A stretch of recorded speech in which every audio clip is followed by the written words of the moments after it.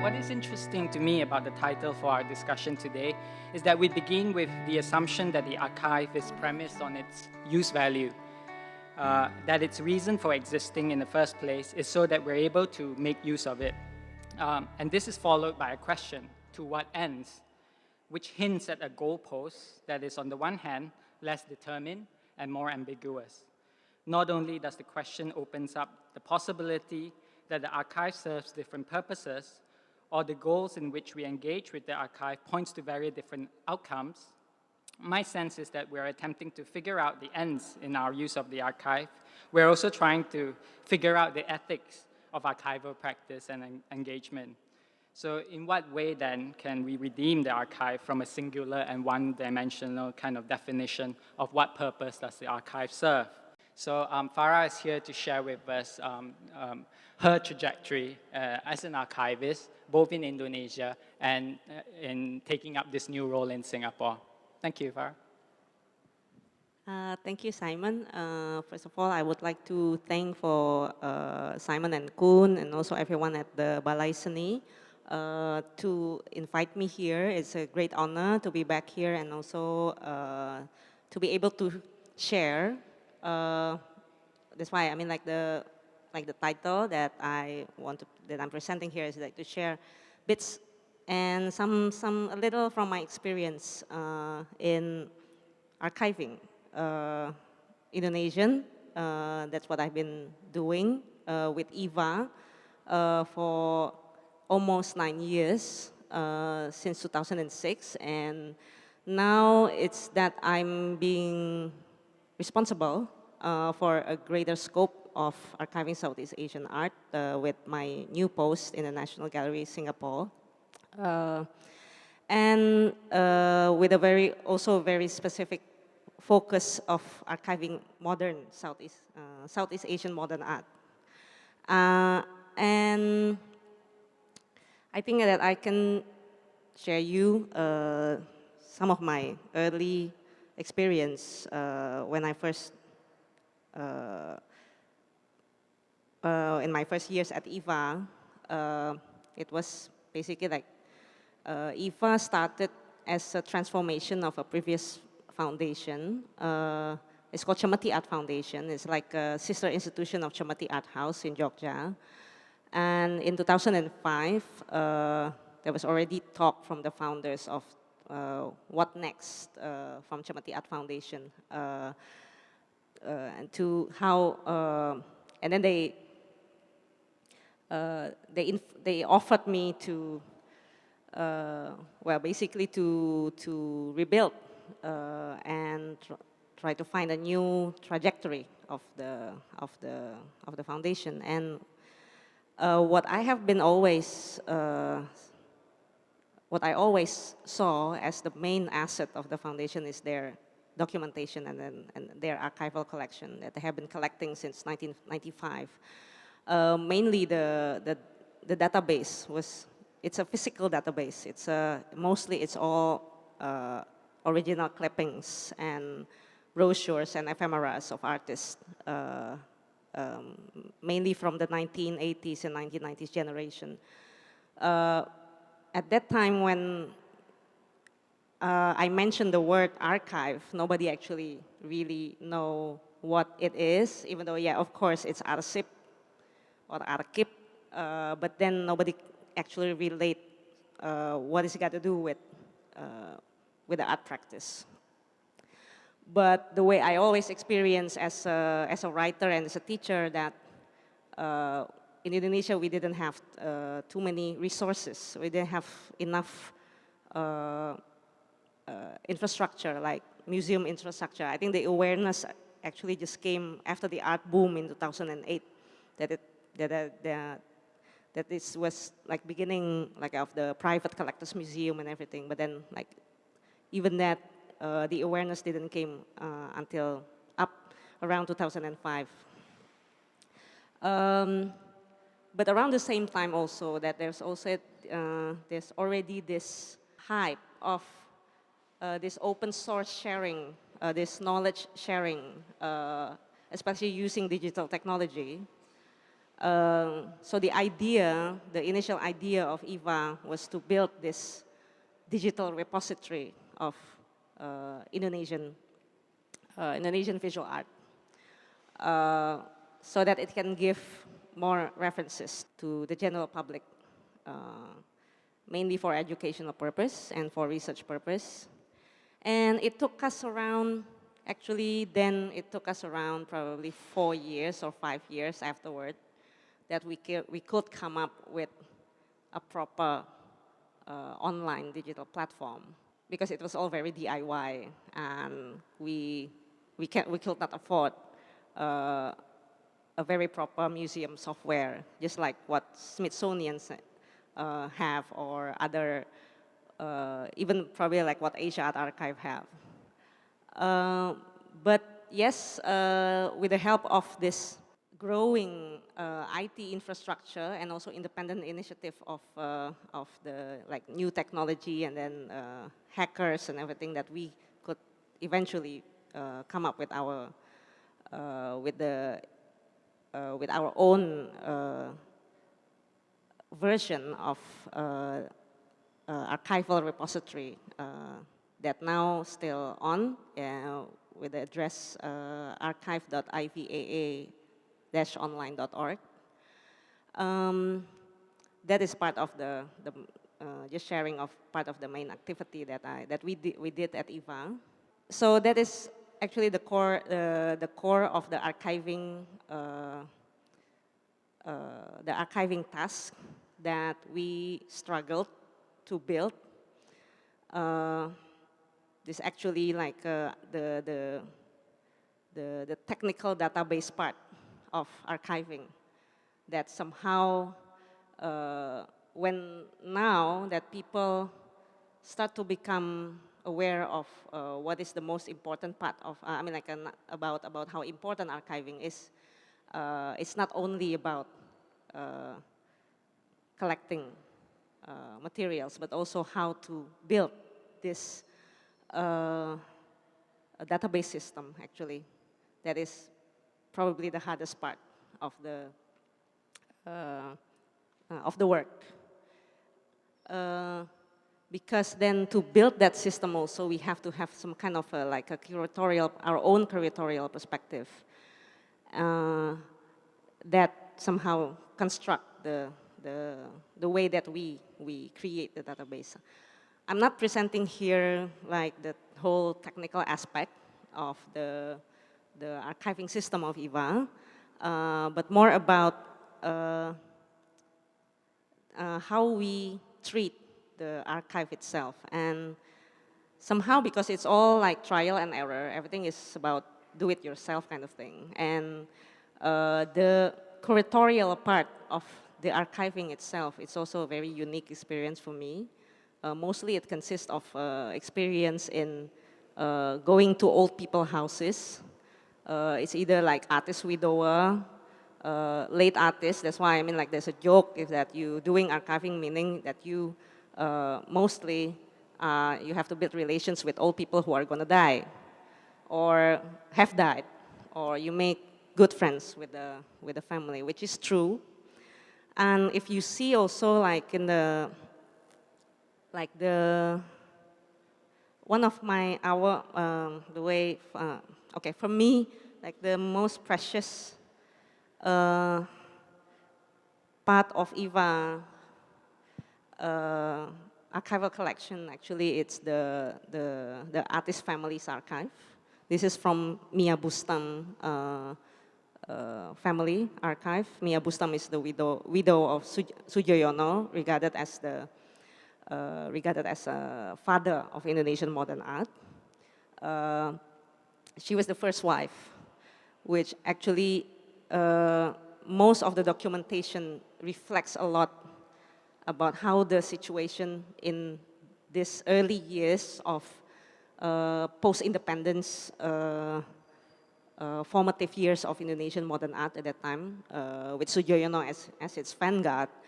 But as you can see, that this is very complete. There's a blur between like the relationship between art as a as a very personal and family practice. And the way Sukarno endorsed these new associations of artists, and also how these personal relationships also become like a state, is a part of the construction of the state, or art itself being taken as part of the construction of Indonesian modernity. Because it was all very new back then with all these adoption of the Western art technique to express the modern identity of Indonesian people, which was, if you see through these family archives, you can see it really obviously. So the relations to modernity part, because then at IVA we also have like a present to the past, like a backward kind of way of collecting the archive. At first it started from the contemporary or the 90s generation, but then we kind of go back to the oldest.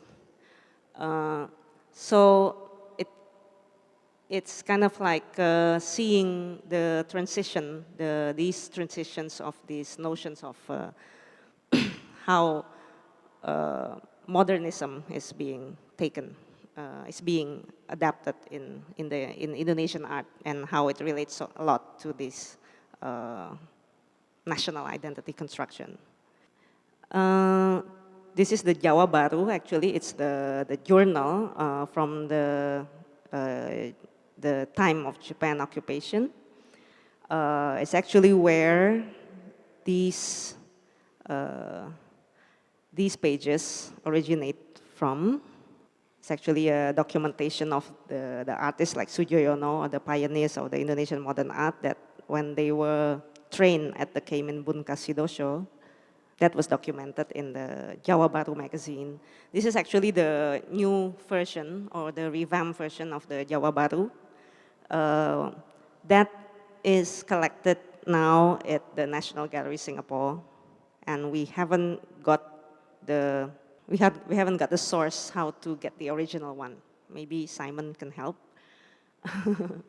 So yes, and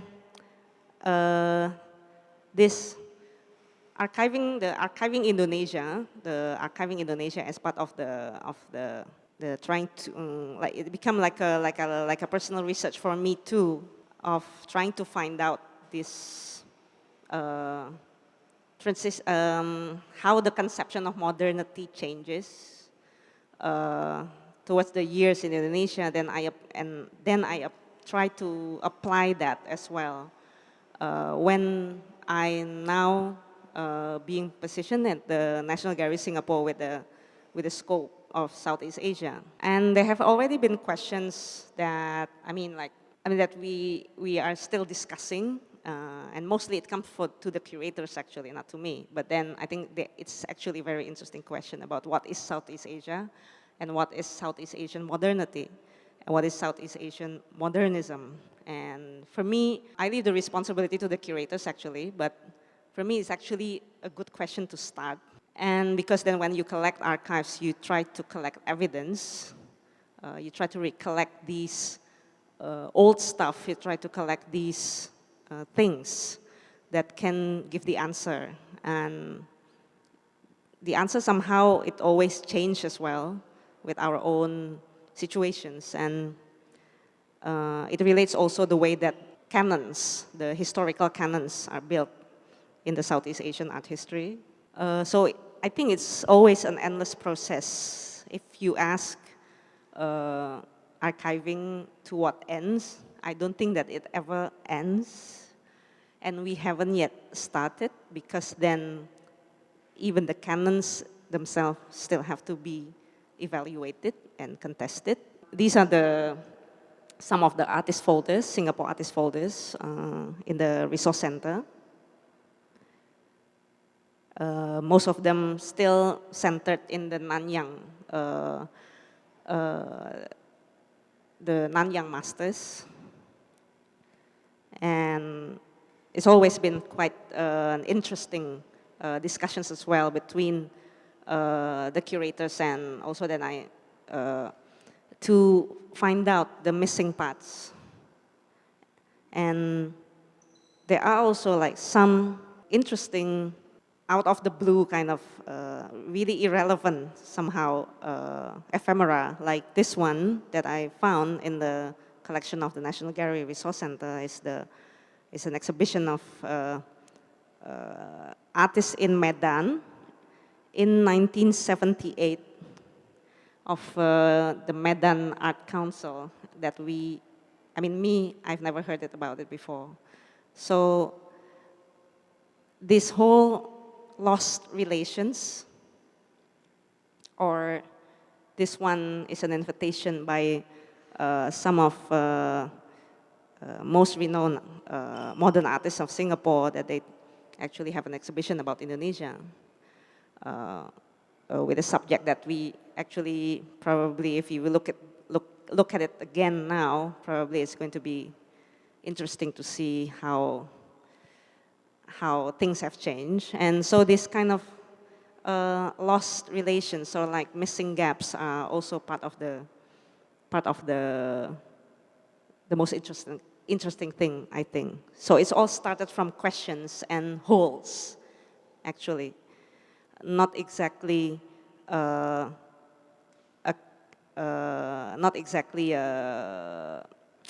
glorification kind of thing, but it's actually about filling up holes. And I think, yeah, it's an endless process.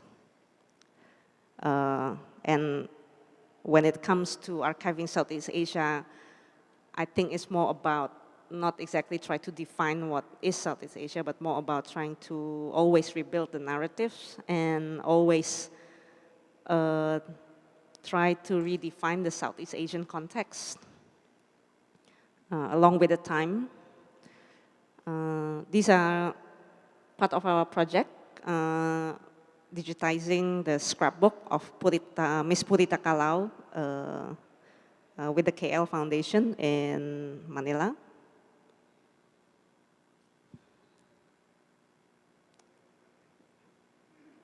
And the catalogs of Singapore art societies. So yeah, so I think that now it's like when I'm with this new responsibility, I think it's a good. It's still come back to the same position of always starting with questions and holes. That trying to find this endless part of this, trying to fill in the jigsaw puzzle of the Southeast Asian art histories is actually always the most interesting part in the archiving practice. And yeah, it's an endless. I think it's an endless and sometimes it's thankless job. But yeah, for me it's always interesting. I think that's what it shared, and I think it can be discussed more with the Q&A. Thank you. Great. All right. So thanks, Farah. Thanks again for providing us an overview of your practice and really set up the background of how to spur us into thinking about how archive actually help legitimizes certain forms of sort of knowledge, specifically how it pertains to state and regional framing, and how these are sort of categories that drives specific mode of archival practice. So the next person I want to sort of invite to speak comes from a different sort of comes with a different sort of motivation. It also begins with what Farah mentioned about. It started off with questions and sort of identifying gaps. But how does one then sort of archive community knowledge? I have with me as the second speaker, Kuali Feng, who calls herself a cultural practitioner and researcher. She set up Studio Good Think in 2011, one of the first private consultancies in Penang with a focus on oral history, documentation, and interpretation. Thanks, Simon. Okay, I'm going to share something. This is not art directly connected to art. I'm going to share my experience in doing oral history project in Georgetown. The project, it's a project of Georgetown World Heritage Incorporated, which is a state agency set up to monitor and manage the heritage site of Georgetown. And the project is in collaboration with National Archives of Singapore. I'm not going to talk about the methodology of oral history, but just roughly talk about the process that we went through. We train interviewers, and then we collect oral history in Georgetown. After we collected the story, we find ways to disseminate the stories. So I'm going to share with you today, it's a pilot project we conducted in 2013. It's called Cerita Lebo Chulia.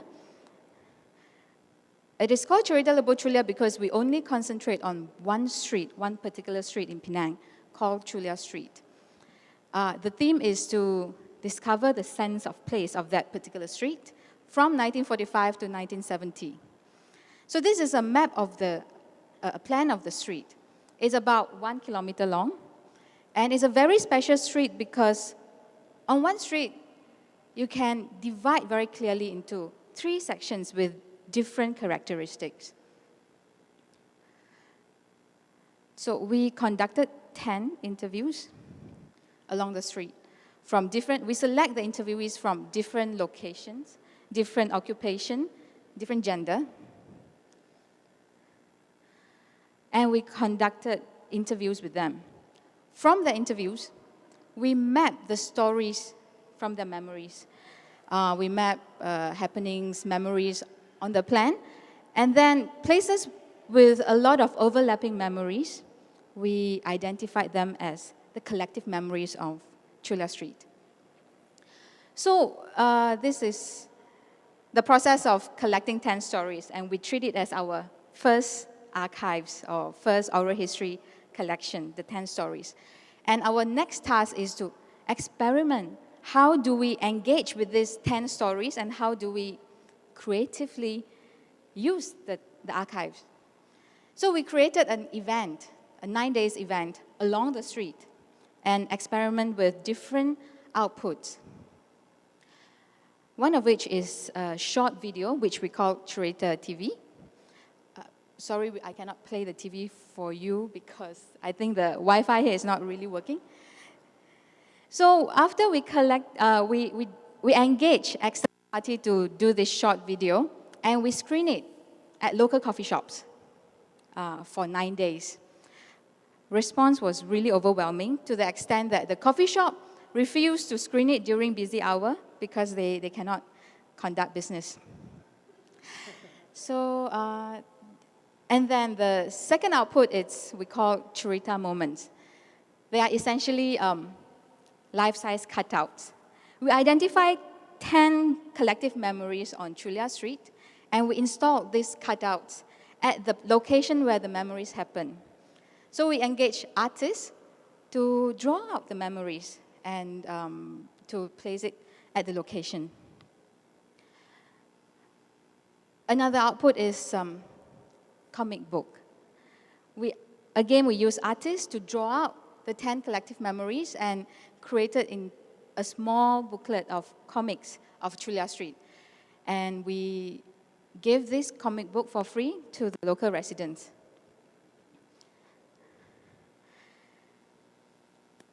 We also found that the oral history content is very useful to create walk or guided walk. So we engage tour guide to use our collection and to develop a tour, a 2.5-hour tour to walk along Chulia Street and visit 1 or 2 stores along the way. The anchor of the whole event was a exhibition hall, which we call living room. We rented a place, a gallery on Chulia Street itself, and set up as a temporary exhibition. So we display artifacts, old documents, old photographs, loaned to us by the local residents. And of course, screening of the video and other artifacts or photographs. During the 9 days, it is very important to have the exhibition on the street itself because the local resident came and they bring their old documents for us to scan. And some old residents, the photo in the middle, he came and he looked at the old photographs and the caption we wrote. Then he told me, your caption is wrong. This is my shop. The year is wrong because I was born here, da, da, da, da, da. So it was useful. It was like really engaging. The centerpiece of the exhibition is a 6-meter long, very low-tech map. On the left, it's day one. It is quite empty. We just have a skeleton map with just street sign. Then we encourage visitors, people who have memory of Chulia Street, to write down their memories and place their memories at the place where they remember. So in the middle is, I think, the last day, and we have managed to collect about 120 memories, and we put it on Google Map, but we don't know what next, don't know yet. Last day of the event, we invited the 10 interviewees to come, and we have a closing ceremony with the chief minister coming and gracing and things like that. So this is the event itself. There are several byproducts from this project, one of which is a blog. It is used as a project documentation where I wrote about the process, some findings, some reflection. And after the completion of the project, last year I worked with ArtsEd, and we promote the oral history collection to college students. We promoted to 2 colleges in Penang. One is the One Academy, one is KBU. So we gave them the transcript, and they are animation students. So we give them the transcript and say, okay, create something from this transcript. So some interesting animations came out. Sorry, I cannot show it to you. You can go to YouTube, you can view. So we promoted the oral history archives, we gave them the transcript. These young people, feedback from them is like, this is very difficult, but interesting. They pick up just very simple thing. The top one, Lebo Chulia, that one is about traditional traits, about night soilman and mate. And then the bottom one is story of a housewife. And the simple one I like is the kite story. Because she is about 17 years old, she has never played kite before. When she read the transcript, which the uncle talked about his childhood memory and very detailed description on how to make kite. So she got a very vivid imagination, and she created the storyboard. And then she verified some facts, details with her parents, grandparents, in order to create that very interesting short animation. In 2004, our project collaborated with a site-specific art residency and exhibition project called Re-Engage the People's Court, whereby we help them to document oral history in People's Court, a specific community in Georgetown. We collected 6 stories. From the 6 stories, the artist, Yo, on the right, was able to create a script and create he called a living theater from the 6 transcripts based on the 6 families, memories of the 6 families of the People's Court. In the same project, we also created a video and showcased audio clippings from the oral history. Sorry, wrong caption. Audio clippings from the oral history project. Okay, so this is just a simple sharing of what we have done in Georgetown. I think in the context of this discussion, from 2013 till 2014, we interviewed about 50 people in Georgetown, and the collection is 50 now. Just 2 years, we lost many potential interviewees because of eviction, people moving out, people dying. And from the 50, we lost few last year, this year, because they passed away. In terms of art archives, I think what Fagana Art did with Ismail Hashim show is Ismail Hashim project is very noble. It's really a tough project. I think it's timely to start documenting oral history of the pioneer artists who are still alive before they pass away, really. So thank you so much, Li Feng, for sharing with us your practice. And of course, sometimes when we sort of talk about histories are not just about, community, about capturing a specific moment in time. Histories can also be quite sort of contentious and political. And of course, our last speaker for this afternoon needs Fahmi Reza, and is here to share with us a bit about his practice leading up to his involvement with the Pusat Sejarah Rakyat. Fahmi? Okay, terima kasih Simon. Izinkan aku untuk cakap dalam BM. Okay, hari ini aku nak kongsi pasal beberapa projek je lah yang lahir daripada eksplorasi aku dengan sejarah dan juga dengan arsip sejarah. 13 tahun dulu, pada tahun 2002 aku jumpa sebuah buku yang tarik minat aku dengan sejarah. Masa kat sekolah aku benci sejarah lah. Aku rasa kebanyakan kita lepas belajar sejarah kat sekolah memang tak suka sejarah. Samalah, ya. Tapi tahun 2002, 13 tahun dulu aku jumpa buku ni. Buku ni bertajuk Berintis Jalan ke Puncak, ditulis oleh seorang tokoh nasionalis kiri yang bernama Ahmad Bostamam. Bagi yang tak kenal Ahmad Bostamam, dia pengasas Parti Kebangsaan Melayu Melaya, pemimpin Angkatan Pemuda Insaf dan juga Parti Rakyat Melaya. So buku ni keluar tahun 1972. Isi kandungan dia menceritakan tentang pengalaman dia lah. Kisah pengalaman dia terlibat sama dalam perjuangan kemerdekaan lepas tamat Perang Dunia Kedua. Tapi kisah-kisah perjuangan yang dia cerita dalam buku ni adalah cerita-cerita yang you tak dapat jumpa dalam buku sejarah. Ya? Dan dalam banyak-banyak cerita yang diceritakan, bab yang 22 ni yang aku paling terkejut bila baca lah. Seluruh buku ni buat aku terkejut. Tapi bab 22 ni yang paling terkejut.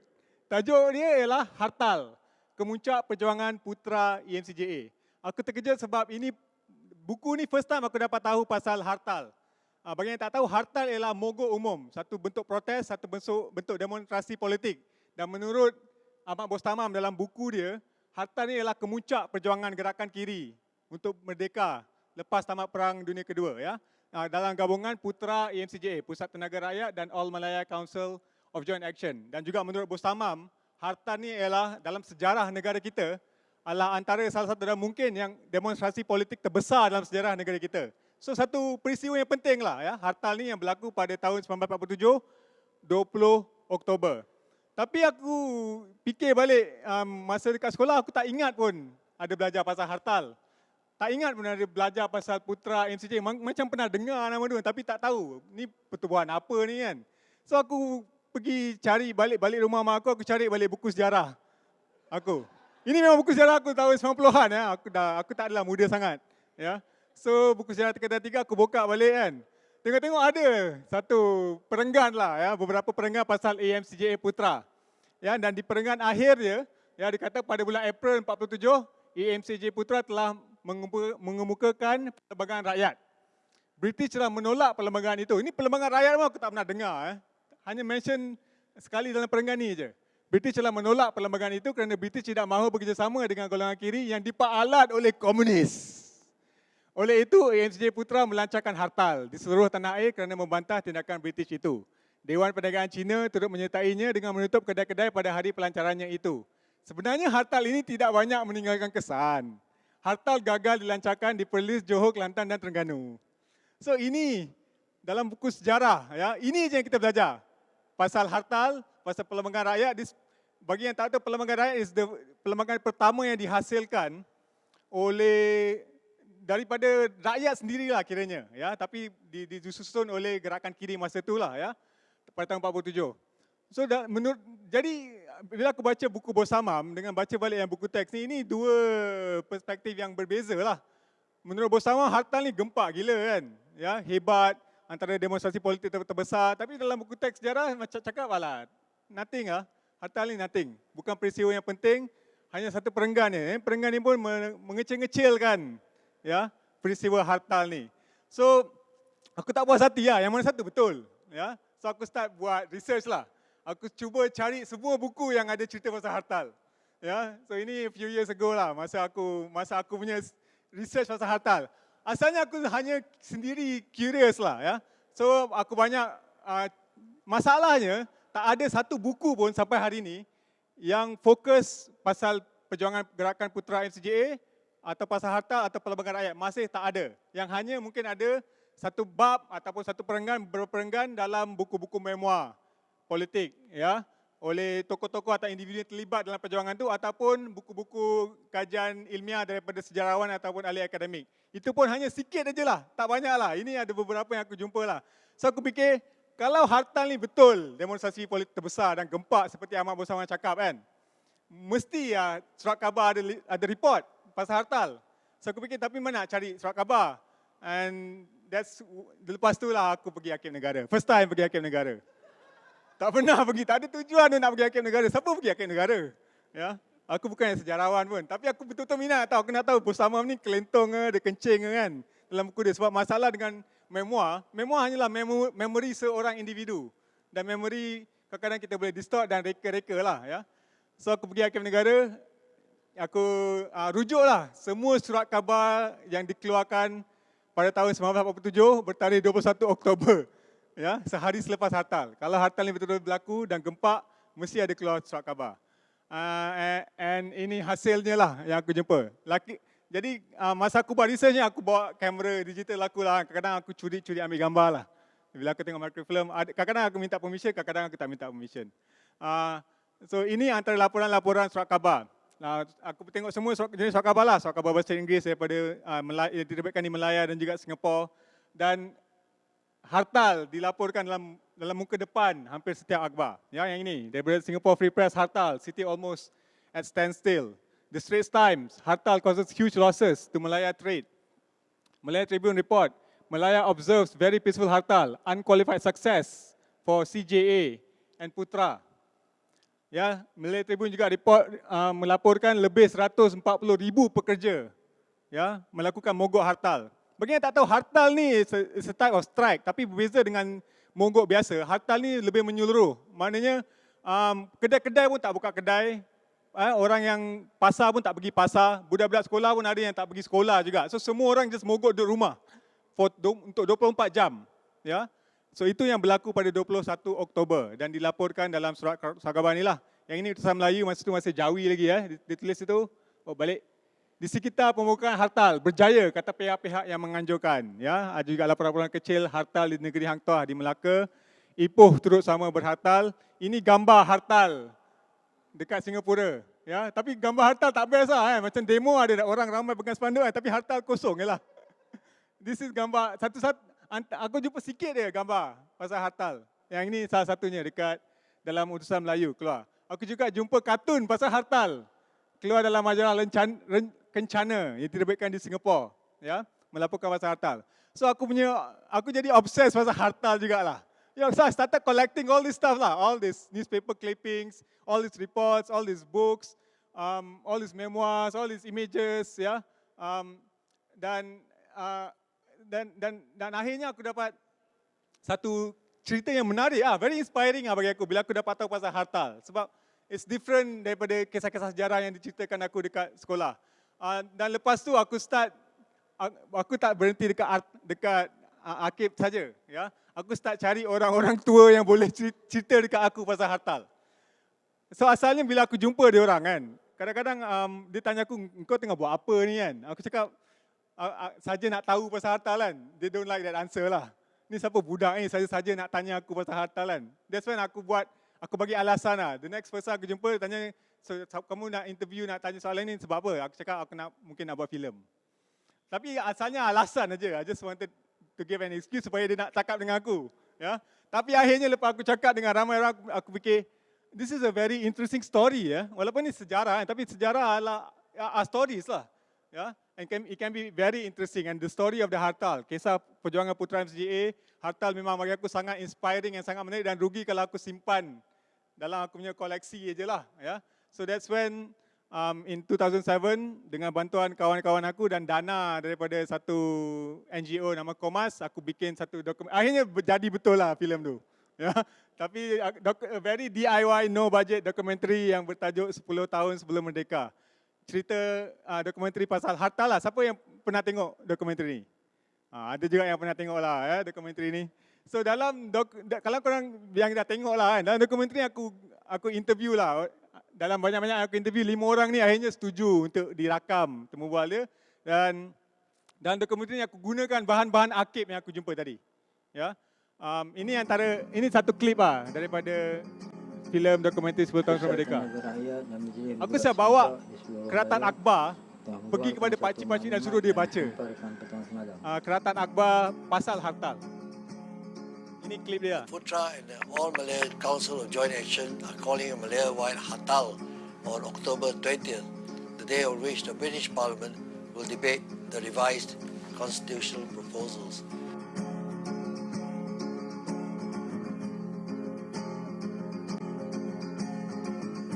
Peristiaran itu memaklumkan bahawa satu gerakan Hartal akan dianjurkan di seluruh Melaya pada 20 hari bulan Oktober ini, mulai dari pukul 6 pagi sampai tengah malamnya sebagai membantah perlembagaan federation. Okay, tengok lagi, korang tengok sendiri kat YouTube lah. Satu daripada kisah sejarah ni, satu dokumen penting yang dilahirkan dari perjuangan ni ialah satu dokumen yang dipanggil The People's Constitutional Proposals for Malaya ataupun Perlembagaan Rakyat 1947. Ya. Lepas Malaya Union, British dia tukar Malaya Union jadi Persekutuan Tanah Melayu, lahirkan satu perlembagaan baru, Perlembagaan Persekutuan Tanah Melayu. Ya. Sebagai counter untuk perlembagaan ciptaan British dengan kerjasama UMNO dan Raja Melayu ni, Putra MCGA telah lahirkan satu perlembagaan alternatif yang dipanggil Perlembagaan Rakyat. Ya. The Straits Times pada tahun itu telah label Perlembagaan Rakyat ini sebagai as the first political attempt to put Malayan party politics on a plane higher than that of rival racial interests, and also on the first attempt to build a political bridge between the domiciled non-Malay communities and the Malay race. Ini dokumen yang aku rasa amat penting dalam sejarah kemerdekaan negara kita. Ya. Dan aku bernasib baik sebab aku dapat jumpa salinan Perlembagaan Rakyat ni dalam bahasa Inggeris ni daripada Lim Kian Chai, salah seorang pakcik yang aku interview, orang Penang. Ya. Tapi daripada research aku dan surat khabar semua, kata Perlembagaan Rakyat ni diterbitkan dalam, bukan dalam bahasa Inggeris, dalam BM, dalam Chinese dan juga dalam Tamil. Dan beratus ribu perlembagaan ini dicetak dan disebarkan di kalangan rakyat sebelum Hartal, masa Hartal tu. So aku dah jumpa yang versi English ni, tapi aku curious nak tengok yang versi BM ni dan versi Chinese dan Tamil yang lain lah. So sekali lagi aku pergi balik arkib lah. Ya, kali kedua, bukan kali kedua, kali banyak kali aku pergi lah. Ya. So aku pergi arkib untuk cari Perlembagaan Rakyat. Ya. Bukan saja arkib negara tak ada Perlembagaan Rakyat versi BM, versi Inggeris pun tak ada.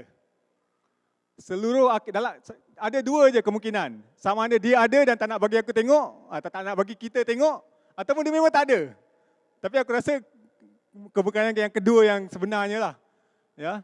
Walaupun beratus ribu Perlembagaan Rakyat dicetak dalam berbagai bahasa pada tahun 1947, tapi Arkib Negara Malaysia tak simpan satu keping pun salinan Perlembagaan Rakyat. Mereka juga terbitkan banyak poster dan banyak risalah ya, sebelum Hartal itu. Hakim negara tak simpan satu keping pun. Ya, bila aku tanya orang yang bekerja kat sana pasal Hartal, aku tengah buat research pasal Hartal, dia tak boleh bagi aku bantuan, dia suruh aku cari sendiri. Ya, nasib baik ada surat khabar lah. Ya, jadi kebanyakan bahan-bahan yang aku gunakan dalam dokumentari itu dapat daripada surat khabar. Dan lepas aku buat 10 tahun sebelum merdeka, aku dapat banyak email. Orang hantar aku email minta aku satu salinan Perlembagaan Rakyat. Daripada students, kadang-kadang researchers ya, yang minta aku salinan sebab aku rasa dia orang pun pergi arkib dan tak jumpa Perlembagaan Rakyat dekat sana. So akhirnya aku fikir aku ada banyak dah collect banyak stuff pasal harta, so aku fikir aku nak kongsikan. That's when in 2010 aku set up this thing yang aku panggil Hartal History Archive. Ya, dengan bantuan dana daripada Christian Jit Astro Fund, a small grant, aku bikin this archive lah. Aku digitizekan semua dokumen-dokumen yang aku jumpa, gambar-gambar yang aku collect dan juga video-video interview ya yang aku dah buat dan aku masukkan dalam archive ni. Sekadar untuk berkongsi pasal sejarah ni. Sebab aku fikir kalau akhir negara tak nak simpan bahan-bahan sejarah pasal hartal, apa kita nak buat? Ya, so kita buat sendirilah. So that's when aku buat my own DIY archive lah. Ya, aku fikir online or digital archive is the best way to share this material lah. Ya. Tapi kalau you Google sekarang, archive ni sekarang ni offline sebab tak ada dana untuk teruskan. Tapi hopefully akan naik semula. Nanti. Ya. So aku rasa pengalaman aku melalui projek ini ya, aku rasa mendidik aku tentang perbezaan antara official history dengan alternative history. Ya. So apa yang kita belajar kat buku teks tu adalah official history ya, the mainstream narrative of the struggle of independence dekat negara kita. Kisah-kisah pasal tokoh-tokoh dan orang-orang besar lah. Yang inilah. Ya. Tapi melalui filem 10 tahun sebelum merdeka, aku cuba mengetengahkan atau menceritakan the unofficial ataupun the alternative history to counter the official narrative ataupun untuk mengisi ruang-ruang kosong yang dilupakan, dipinggirkan, dipadamkan daripada naratif rasmi perjuangan negara kita. Ya, tapi soalan dia, adakah arsip negara adalah hanya tempat untuk simpan bahan-bahan bersejarah yang berkaitan dengan sejarah rasmi negara ke? Ataupun patut merangkumi semua? Satu lagi projek yang aku buat ya tahun 2009 bila aku jumpa buku ni ya yang bertajuk Mahasiswa Mengugat. Buku ni ditulis oleh seorang mahasiswa UM pada tahun 1971 menceritakan tentang sejarah gerakan mahasiswa pada tahun 1960-an. Ya, ini lagi satu sejarah, ini memang takkan masuk buku teks. Ya. Sebab ini satu sudut sejarah lain. Sebab kalau you tengok antara sejarah rasmi dengan sejarah alternatif, the focus ialah kepada political narrative. Ya. Sejarah-sejarah gerakan kecil-kecil macam ni, macam gerakan buruh, ya, women's movement atau student movement tak masuk dalam this mainstream narrative ya yang di-cover oleh mainstream history dan juga official history dan juga alternative history. So ini dah boleh dikategorikan sebagai sejarah rakyat, sejarah gerakan orang biasa, rakyat daripada bawah. So daripada buku Mahasiswa Mengugat ni aku dapat tahu pasal Speakers Corner ya yang ditubuhkan oleh students dalam Universiti Melaya ya. Dan if you baca pasal sejarah Speakers Corner, it's a very interesting story and history ya. Tak banyak diceritakan. Ini gambar Anwar Ibrahim dekat atas pentas Speakers Corner 1969. Speakers Corner sudut pidato Universiti Melaya melahirkan ramai pemimpin-pemimpin dan aktivis politik sekarang. Dan juga so ini aku punya new obsession lah ya untuk collect cerita-cerita dan bahan-bahan sejarah pasal gerakan mahasiswa 60-an. Aku start talking to individu-individu dan go through their own collection. Ya, bahan-bahan yang diorang simpan, gambar-gambar personal diorang. Masa diorang belajar dekat UM, terlibat dalam gerakan mahasiswa dan protes masa zaman tu, ya, aku ambil gambar dan digitizekan dokumen-dokumen, surat khabar, aku collect juga, ya. So lepas dah ada bahan-bahan ni semua, again sama macam experience 10 tahun sebelum merdeka, aku fikir aku nak buat something lah. Dan juga pada masa sama aku nak rujuk juga sejarah rasmi Universiti Melaya. So buku ni ditulis oleh Ku Kek Kim, kita punya national historian ya. Dia tulis buku sejarah rasmi 100 tahun Universiti Melaya. And guess what? Langsung tak ada cerita pasal Speakers Corner, langsung tak ada cerita pasal sejarah gerakan mahasiswa, kebangkitan mahasiswa 60-an, langsung tak ada mention. No mention of the Students' Union. Dekat UM yang very active and very radical. Tak ada cerita langsung dalam buku ni. Kan? And itu menaikkan semangat aku untuk buat projek student power ya. So projek tapi bila aku pergi arkib UM dan juga arkib negara, go through newspapers, banyak ya aktivism student pada tahun 60-an dilaporkan dalam surat khabar ni ya. Most of them are surat khabar student newspapers yang aku jumpa dekat library UM. Tapi langsung tak masuk dalam sejarah rasmi UM. So I came up with this project dipanggil student power.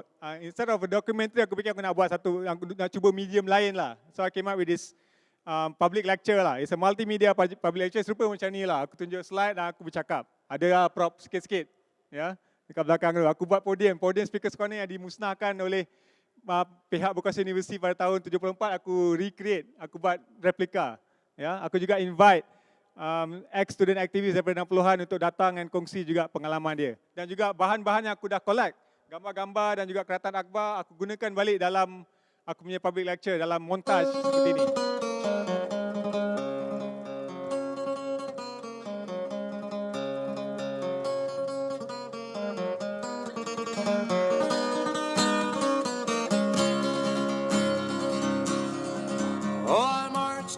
Battle of New Orleans at the end of the early British wars. The young land started growing, the young bloods. Ya, tahun 69 untuk kali pertama dalam sejarah students dekat Malaysia ni terlibat sama dalam pilihan raya umum. So the students pada pilihan raya diorang keluarkan satu manifesto mahasiswa. And during election period diorang tour around the country to bring their manifesto to the rakyat. Bukan nak minta rakyat untuk vote diorang dalam pilihan raya, tapi untuk ketengah kepada rakyat isu-isu penting, isu nasional yang pada masa itu. Ya. So ini gambar-gambar montaj daripada student punya rally masa pilihan raya umum yang ketiga. Langsung tak masuk dalam mana-mana buku sejarah.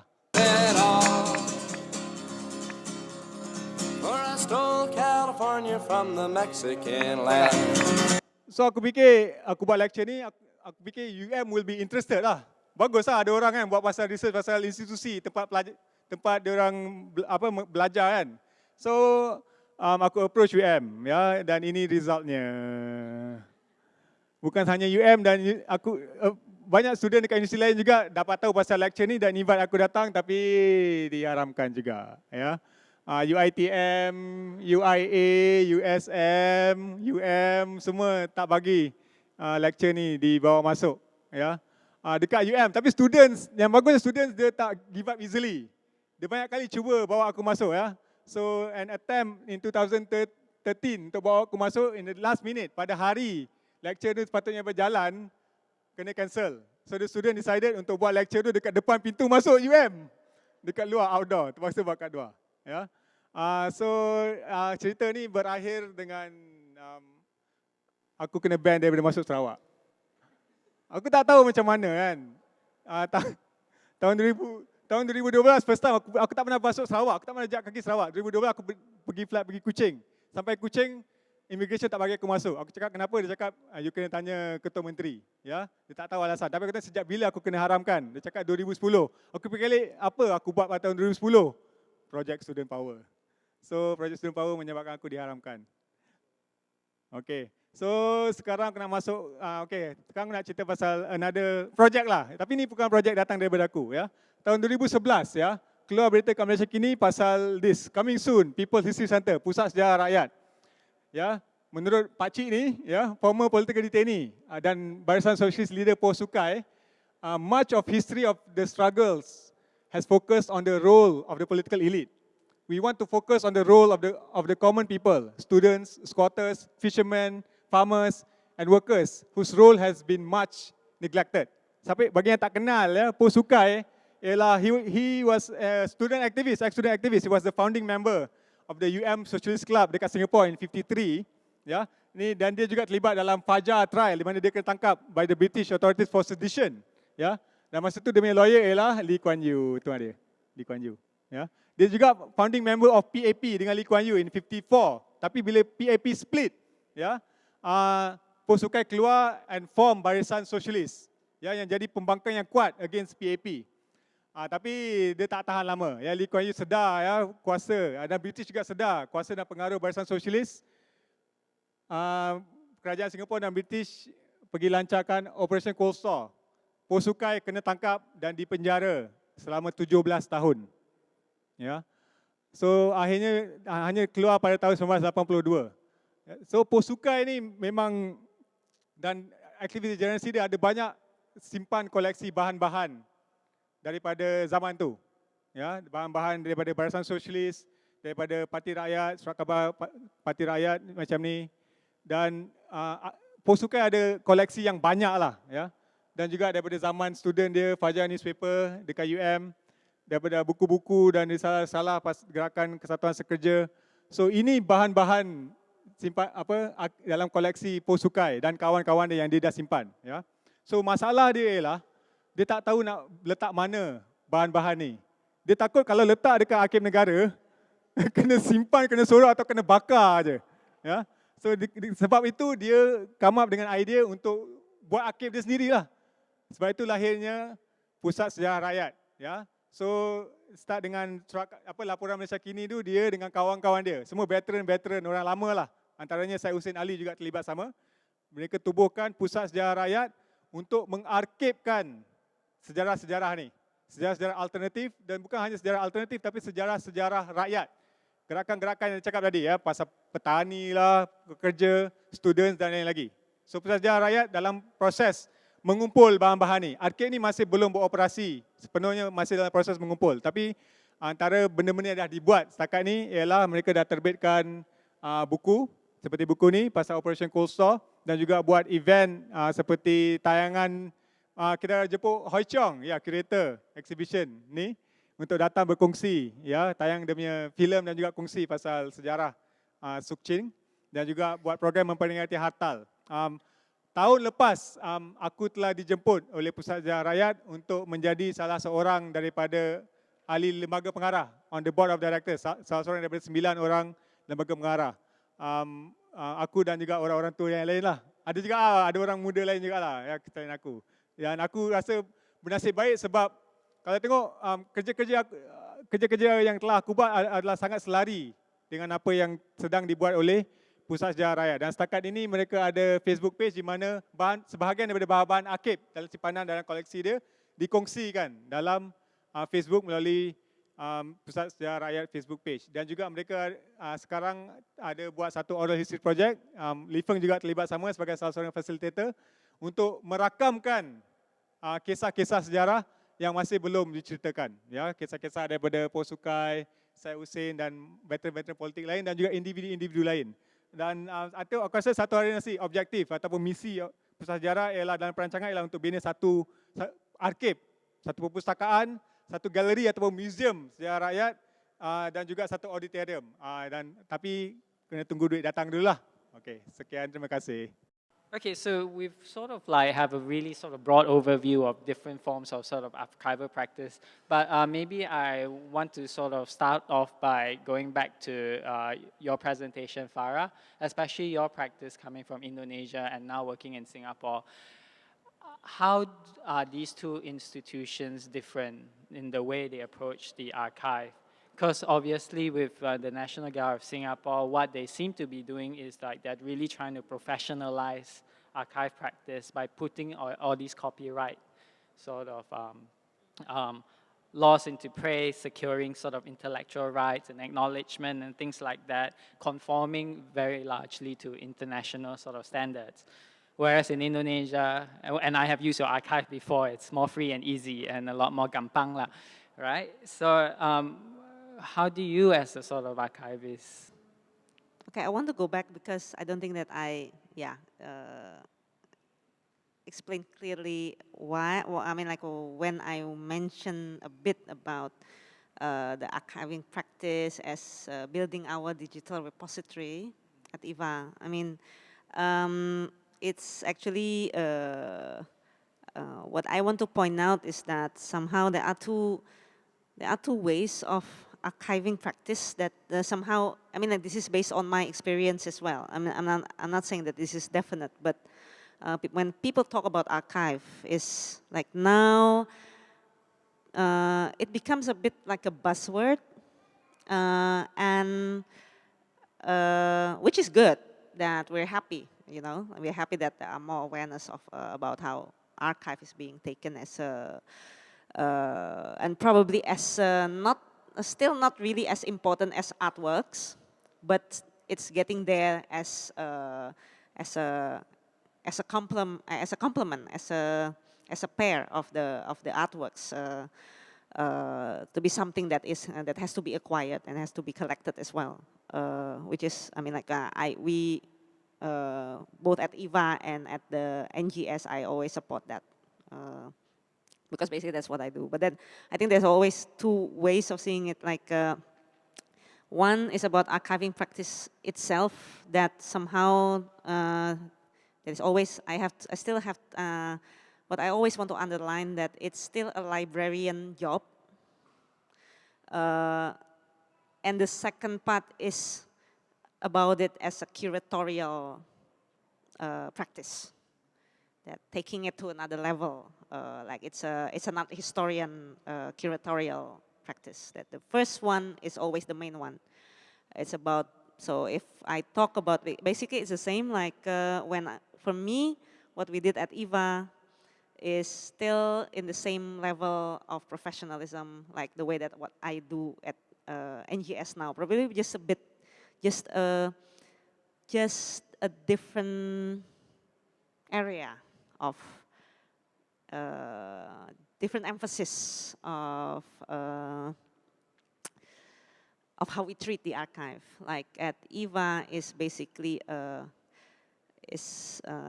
core activity is still about how to build this database system. That somehow, sometimes it's what, and also here at NGS as well, it's like at NGS, back at EVA, we have to do this, we have to work on and create this DIY, like Fahmi also did, this, because then it's the cheaper way. The IT or this whole online digital platform is still quite a very, it's a luxurious thing. But we can go the hacker's way or the open source way. But then it took us 4 years to come up with a proper, but because then it's still like, if you talk about archiving, and I'm from the position of I'm running an archiving institution, it's still about a librarian job. It's the whole cataloging, it's a whole database, it's creating a system that you can search the data. It's still the core. Yeah, that's why I always emphasize this. And that's what we are doing at NGS as well. It's just that in NGS, we can buy the software. That's the thing. We don't have, there are like already like several, there is a system called Spiders that my team, it's only like 3 of us actually, that my team works on. It's accommodative, but then like now the whole gallery is thinking of having another more bigger capacity of content management system. Yeah, but yes, like you said, at EVA, so the pain is to create the database system in the cheap way. But we don't have problems at all with intellectual property rights. By trying to provide the public of the knowledge or these archival materials, I think the art scene already kind of like, the Indonesian art scene are happy enough that somebody want to do that for them. And as you know, probably it's all part of our society that we're a pirate society in Indonesia. We're all pirates. We download everything online, free. We don't put too much emphasis on royalty or getting money from intellectual creation. Maybe that's our downfall, but also one of our best quality. I don't know. But then everything is shared. It's a sharing community. So that's how we treat the archive, as something to be shared. Now, actually, at the NGS, that's what we that's what me, the team, and also probably the curators as well. That's also part of the spirit. But yes, the legal infrastructure in Singapore, and in terms of trying to set up the policy, is totally different. And that's what I'm trying to find out and trying to explore now also, how and maybe different characters of artists as well. And I don't know about the rest of the Southeast Asia, and it's part of the challenge as well. How artists themselves or the art scene themselves treat these archives. Is it something to be shared as part of the knowledge sharing, or is it something to be protected? Now everything is digital, right? So our SMS, our SMS Repack. But there's actually content in the SMS that people people could take that out if you wrote letters to each other. I mean, similar to what Felix was talking, we understood certain things of how you felt about certain things because we read what you wrote. So we don't really write. So what do you think? How do you think we can progress towards archiving the now? Do we start now? This is what I also forgot mentioning is also about digital archiving as an act of preservation, and that's where modern art came in. You know, that's where this whole old people and analog transition to digital came in. We stopped at like at EVA, for example, we stopped at 2006 because then afterwards it's all digital. It's all uploaded into Facebook and everything. But then we got, you know, like that's why I mean, like what I said about like when we always went back, because then it's also one thing that we discover is about the archiving as an act of preservation. But then yes, it becomes our easy way out, meaning that I cannot answer your question about archiving the now, because then yeah, I mean that in the urgency of it is not being felt now. I think the challenge now is about the sustainability of this type of digital archives. Like Fahmi's case, 1 year, and that is a very good archives, but discontinued. So it's about managing and sustainability of the archives. And Farah brought up the copyright issue. Digital archives allow very easy access to the archives, but what comes with it is like so easy. How do we manage it in terms of copyright? I think there is like a lot of debate to do. I don't have answer for it. Satu masalah dengan pusat sejarah ialah kita masih dalam proses untuk mengarkibkan peristiwa dulu. At the same time, macam kita fikir we are ignoring gerakan-gerakan rakyat yang tengah berlaku sekarang. Contohnya macam gerakan bersih ataupun gerakan Linus yang sekarang agak turun ya. Tapi bahan-bahan artifak sejarah yang dihasilkan oleh gerakan-gerakan ni, siapa yang mengarkibkannya? Siapa yang simpan? All the placards, all the documents, all the tututan, all the stuff that were produced by all these movements, even the t-shirts, you know, some of them are documented, when people take photos, but kebanyakannya orang just buang aja. But maybe it will take another 10, 15, 20, 50 years baru kita fikir, alamak, kenapa kita tak save all this stuff. So right now pusat sejarah is kind of struggling because kalau yang dulu punya pun kita masih dalam proses nak selamatkan, yang sekarang ni pun lagilah susah, lagi banyak load lah kan. Dan masalah ialah pusat sejarah is the only archive yang sekarang have that kind of focus, that are interested in focusing social movement histories. So sekarang itu we are in that dilemma lah kan, the archiving the now and at the same time trying to collect the past. Just adding that there also been some discussions, especially when during the OK video around OK video 4 years ago. It's about digital videos, viral videos, and there's also like these terms that we bump into this term called digital content curator. So maybe there's something there, and how actually like the newest ways of these new web aggregators, or but not specifically art, but more like this new website like Mashable or Boing Boing, or like this whole new hype websites that they can actually select or filter the content of information according to their topic or subject, I think. So, I mean, I think technology also gives its own way of how to curate all these content, I think. So maybe in there. I just want to know, I mean, because everything's digital nowadays, photos, correspondence, everything. Is there a practice of analogizing existing digital material?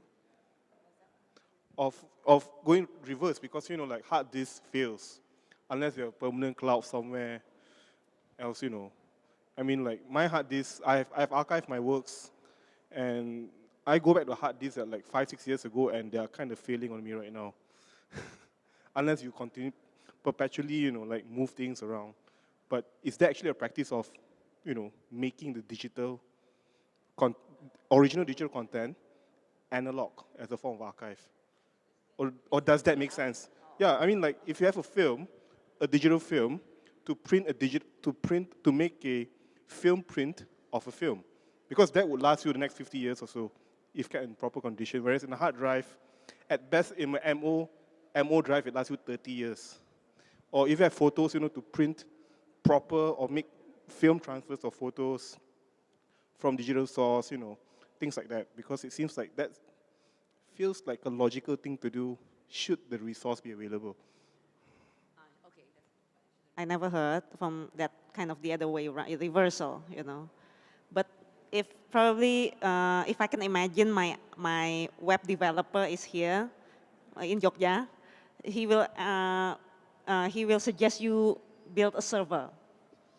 Yeah, I bet that's what he says. But I think that is very interesting that, yeah, that research process. Yeah, exactly, I understand. So it's not just these files, right? Yeah. So when you were speaking earlier, you seem to draw, I mean, because you are with the National Gallery of Singapore right now, of course, you seem to draw a very clear line between what you do and what the curators at the gallery do.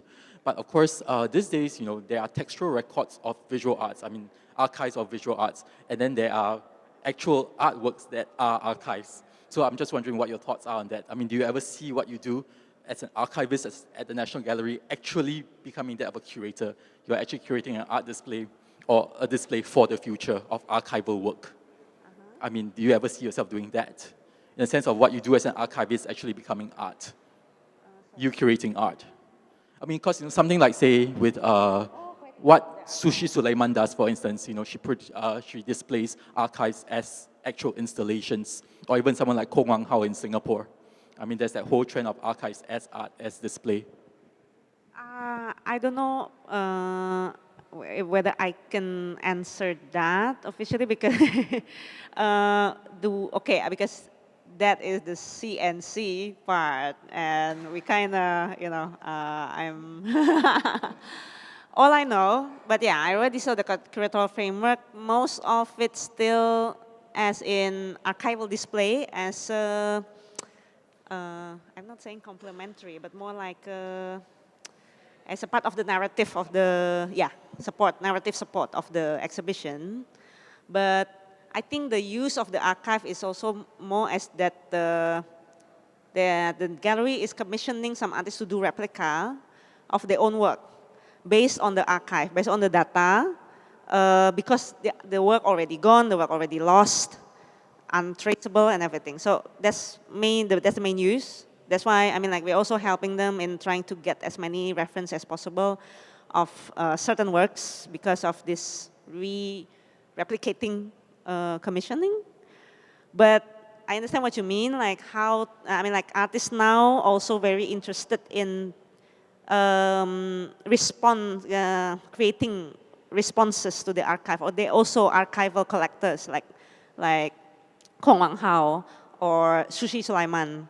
I haven't heard about that kind of project, but I think it's a trend, so it might, you know, it will be. There will be something like that. We just wait. So I'm told that we're supposed to wrap up by 5:30. So unless there is a really sort of you have a burning question that you want to ask, I suggest that you sort of take it to the panelists directly. So thank you very much for being here with us today. Please join me again in thanking our panelists today for their wonderful presentation, and have a good weekend. Thank you.